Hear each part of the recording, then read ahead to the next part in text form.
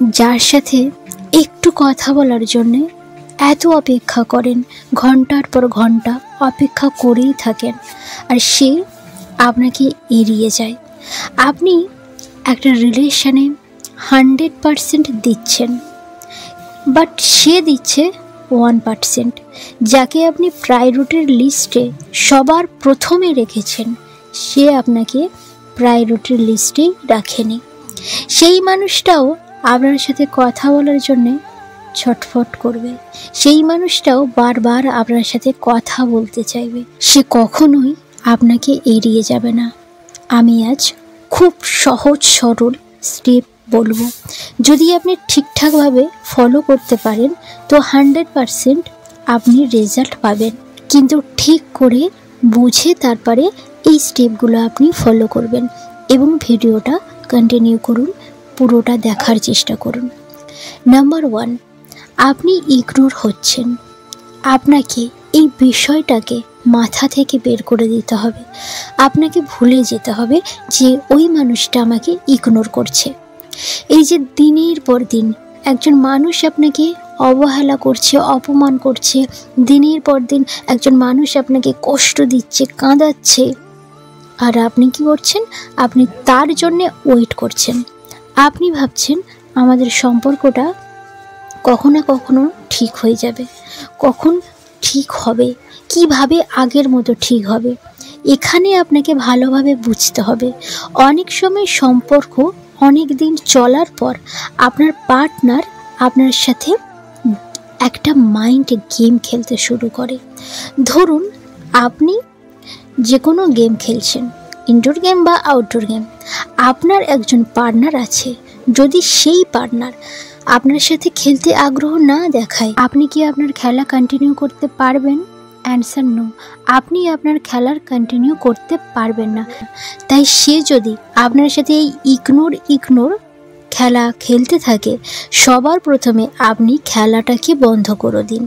তার সঙ্গে পার্টিসিপেট করবেন না। যে সে আপনাকে অবহেলা করছে, কষ্ট দিচ্ছে, এই ব্যাপারটাকে আপনাকে ভুলে যেতে হবে। তার কোনো অ্যাক্টিভিটিতে আপনি কোনো রিয়াকশান দেখাবেন না। নাম্বার 2, সহজ মন দিয়ে সব সময় চলা যায় না, বুদ্ধি প্রয়োগ করতে হবে। ভালোবাসা নিঃস্বার্থ, ভালোবাসা দিলে ভালোবাসা পাওয়া যায়, এসব মিথ্যা কথা। এখনকার দিনে এত সহজ মন নিয়ে চলা যায় না। আপনার পার্টনার অন্যায় করেছে, কথা বলুন। আর কোন অ্যাক্টিভিটি আপনার ভালো লাগছে না, আপনি তার সাথে কথা বলুন। মুখ বুজে থাকলে সে আপনাকে কষ্ট দেওয়ার জন্যে সে আরও নতুন নতুন প্ল্যান বানাবে। হতে পারে সে আপনার সঙ্গে 2 দিন কথা বলবে না, তাতে কি? কিন্তু আপনি যদি জেনে যান যে আপনি যখনই মনে করবেন যে সে আপনার সাথে খারাপ ব্যবহার করছে, তখনই তার কারণটা তাকে সরাসরি জিজ্ঞাসা করুন। নিজের ভালোটা বুঝতে শিখুন।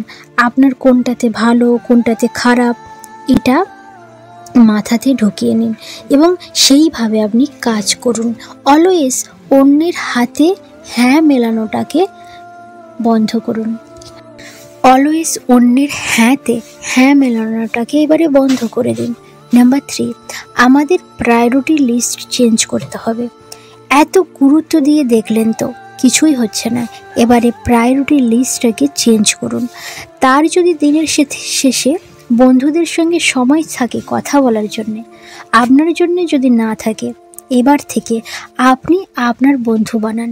কিংবা পুরনো যে বন্ধুগুলোর সাথে কথা হতো না, যে সার্কেলটা থেকে বেরিয়ে এসেছেন, যাদের সাথে এখন আর কথা হয় না, তাদের সাথে কথা বলতে শুরু করুন। রিলেটিভের বাড়িতে যান, খুব সুন্দর সময় কাটান। যা যা ভালো লাগে তাই করুন।